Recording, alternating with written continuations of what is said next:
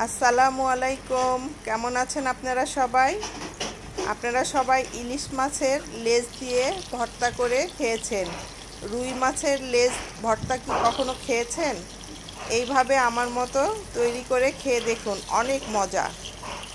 আমি আগে থেকেই মাছগুলো সামান্য লবণ, হলুদ, গুঁড়ামরিচ দিয়ে একটু মেখে রেখেছিলাম।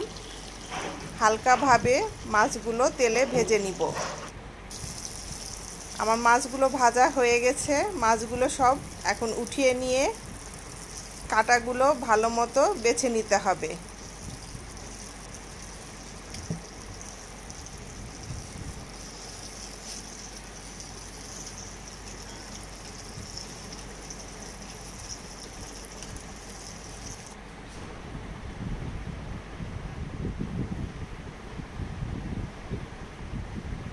এখন আমি সম্পূর্ণ মাছের কাঁটা বেছে নিয়েছি ভালোভাবে।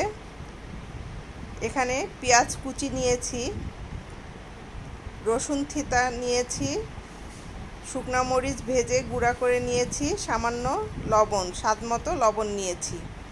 এখন মরিচ, লবণ, রসুন, পেঁয়াজ সবগুলো ভালো মতো মেখে নিব।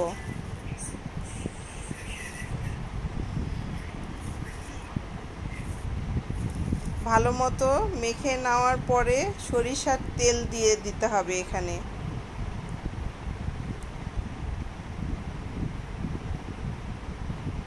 পরিমাণ মতো সরিষার তেল দিয়ে দিব। তেল দিয়ে আরও ভালো মতো পেঁয়াজ মরিচগুলো ভালো মতো মেখে নিতে হবে। নিয়ে মাছের সঙ্গে ভালো মতো মাখাতে হবে।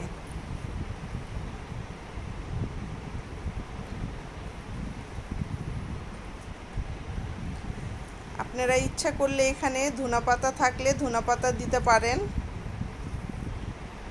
এখন আমার কাছে ধনেপাতা যেহেতু নেই, এই জন্য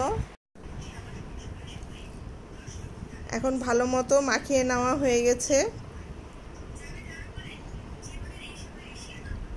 তৈরি হয়ে গেল রুই মাছের লেজ ভর্তা।